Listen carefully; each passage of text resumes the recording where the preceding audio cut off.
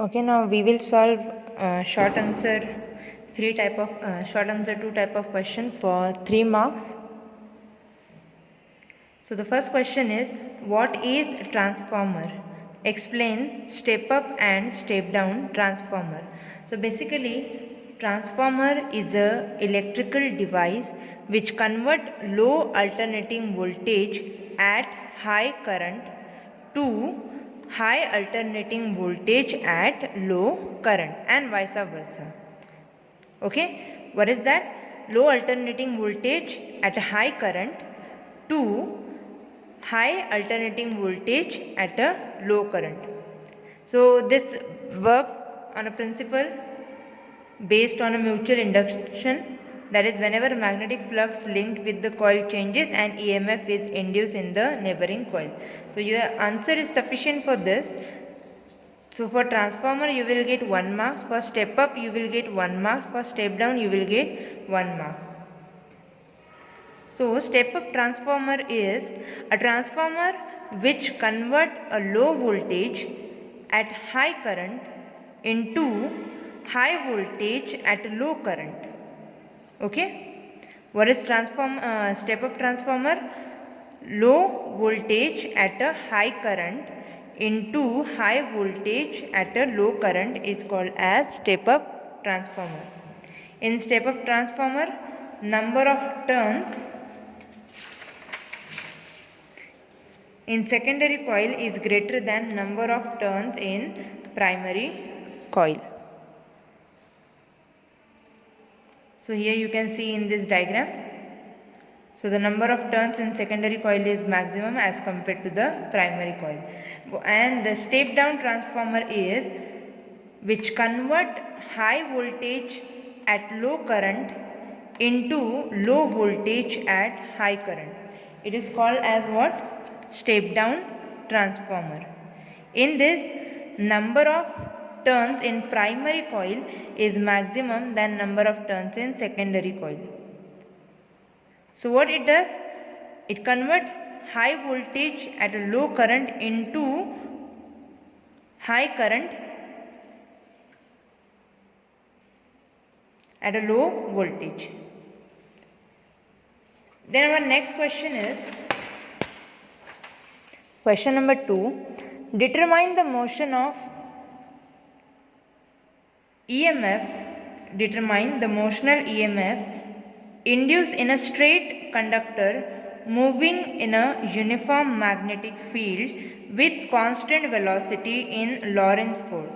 So here we have suppose this conductor and here we have this cross is saying this magnetic field is going into the paper. Okay, so suppose at this side we have north pole and behind this paper we have south pole.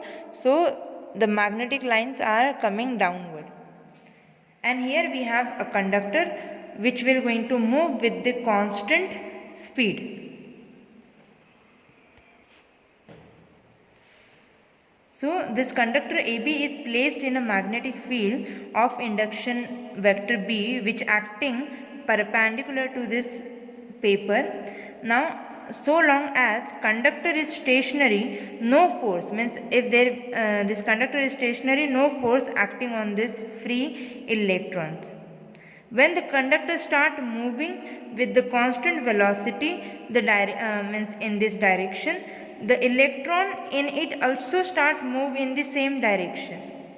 So here the charge will going to move, and as we have studied, when there will be moving charge, that will going to experience Lorentz force, and Lorentz force is given by Q vector V cross vector B.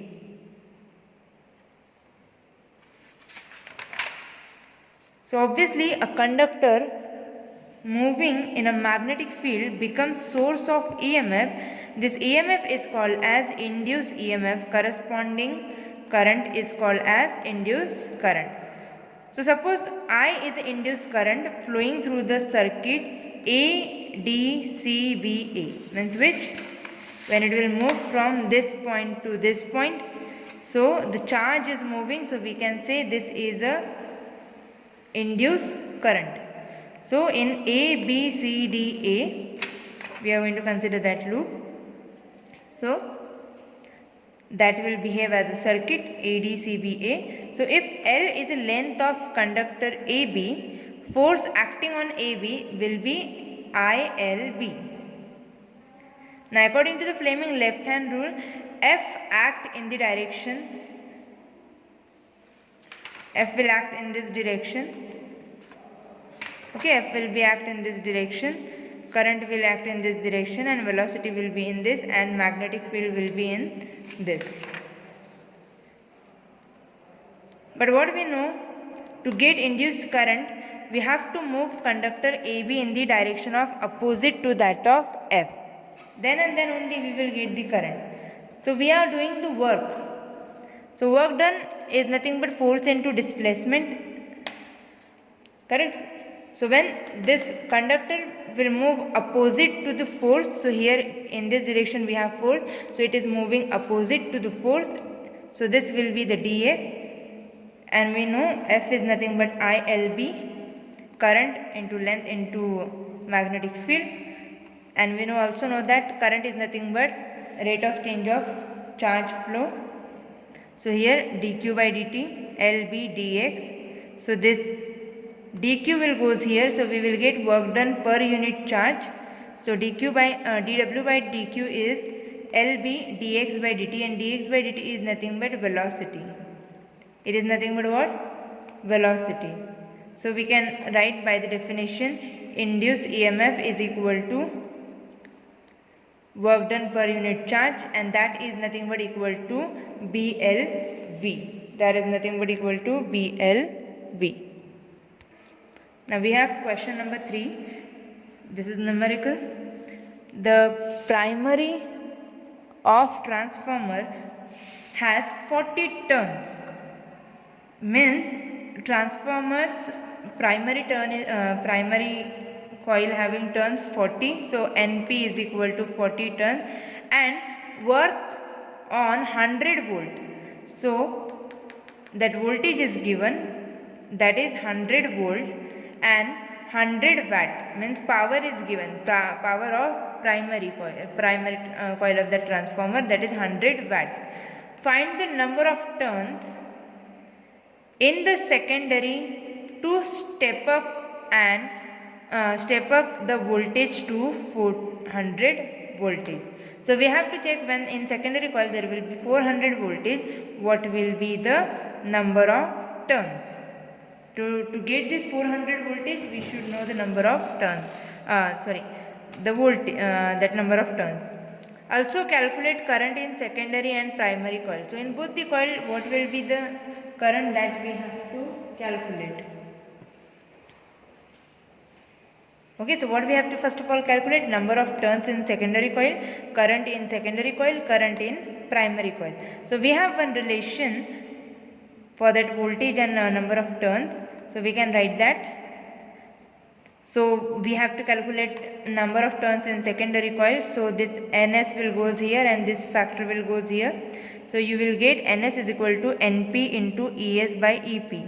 So NP is 40 into ES is 400 divided by EP is 100. So you will get 160. So number of turns in secondary coil is 160.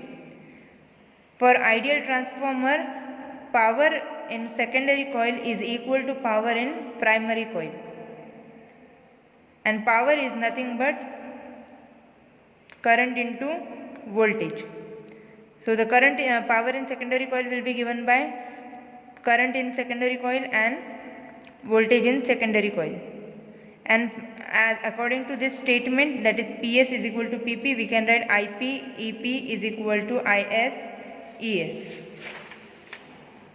So from that you will get IS is equal to IP EP divided by ES, and IP EP is nothing but power in primary coil. So we can say power in primary coil divided by ES, voltage in secondary coil. So we will get 100 divided by 400, 0 cancel, 1 by 4, that is 0.25 ampere. Similarly we will find for current in a primary coil, PP by EP, so 100 by 100, 1 ampere.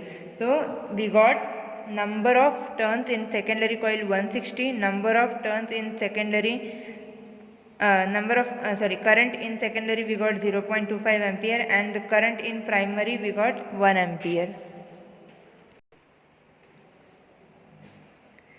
The next question is, the primary and secondary coil of transformer each have inductance of 200 into 10 to the power minus 6 Henry.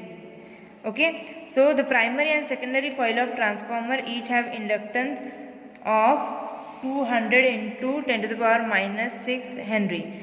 The mutual inductance between the winding is 4 into 10 to the power minus 6 Henry.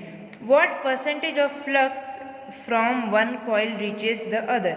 So self-inductance is given 200 into 10 to the power minus 6 Henry. Mutual inductance is given 4 into 10 to the power minus 6 Henry. Now percentage we have to find. So the percentage of flux transfer will be M by L, that is mutual inductance by self-inductance into 100. When we will substitute this value, we will get 2%. So 2% of flux from one coil reaches the other. Now here it's our second last question. Obtain expression for self-inductance of solenoid. So we have to consider current I in the winding of a long solenoid. If this is the solenoid, so current flowing through this solenoid will be, suppose, I. The current produces magnetic flux phi b. So due to, after applying some current, magnetic flux phi b will going to be generated through the central region. Then the inductance of solenoid is given by L is equal to N, which is number of turns, phi b divided by current I, where N is number of turns, phi b is magnetic flux linkage. The flux linkage for length L near the middle of the solenoid is, so the flux near the middle of the solenoid will be given by N phi b is equal to, so this N will become NL, because what we know, this N is nothing but number of turns per unit length. So this L will goes here, so you will get value of N, that is small nl, into B dot A, where B is magnetic field and A is area of cross section. So here you will find this is a dot product, and theta is equal to 0 degree, so that will become 1. So cos 0 degree is 1. Therefore N phi b is equal to NLBA, where N is number of turns per unit length, B is magnetic field, A is area of cross sectional of the solenoid. So the given that magnetic field inside the solenoid is given by B is equal to mu naught Ni. B will become mu naught Ni. So when you will substitute all these quantities like N phi b by I, so you will get L is equal to N phi b divided by that I. So N phi b is nothing but NLBA divided by I, and here you will get B is equal to mu naught Ni, so I and I will going to be cancelled. Area of cross section we can replace it by L, no need to replace, okay. So L is equal to mu naught N, so this N into N square L A. So AL is interior volume of the solenoid. So this is expression of self inductance of solenoid. Here it's our last question. A plane of coil of 10 turns. 10 turns means capital N is equal to 10 turns is tightly wound around a solenoid of diameter 2 centimeter. So diameter is given 2 centimeter. We will convert it into 2 into 10 to the power minus 2 meter, having 400 turns per centimeter. So here turns per centimeter, what does it mean? Small n is given, small n. So that they have given 400 per centimeter. So that centimeter will be going to be in meter. So 10 to the power minus 2, which is at denominator, will comes to numerator. So it will become 400 into 10 to the power 2. The relative permeability of the core is given, that is 800. So these are the given things. What we have to calculate? Inductance of solenoid. So formula just now we have derived. L is equal to, what we have calculated just now? Mu naught n square L into A square, self inductance of coil. That we are going to use. L is equal to mu naught n square L A. So here they have not given only the relative permeability in the vacuum, they have given about the medium also. So we can remodify that formula to this. Area is given by, here we have coil, plain coil, so that A will become pi square, A will be equal to pi r square. So r is nothing but d by 2, r is nothing but d by 2, so that will become pi d square by 4. So n we have this 400, here we have converted into to get value of length.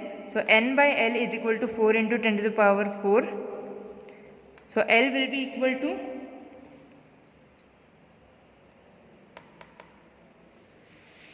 L will goes here and this will comes here. So n is 10 divided by 4 into 10 to the power 4. So that you will get 2.5 into 10 to the power minus 4 meter. So we will calculate now inductance of solenoid by using this formula. It is same as we solved just now. So mu naught is nothing but 4 pi into 10 to the power minus 7. Mu r 800 is given. N is 400 into 10 to the power 2 is given. So that here it should be 2 into the power 2. Then pi will be as it is supposed, and d is given, that is diameter. So that we have substituted 2 into 10 to the power minus 2 square divided by 4, and then L we have calculated 2.5 into 10 to the power minus 4, 2.5 into 10 to the power minus 4. When you will substitute all this quantity, you will get L is equal to 0.1264 Henry. So here we have completed questions type having marks 3.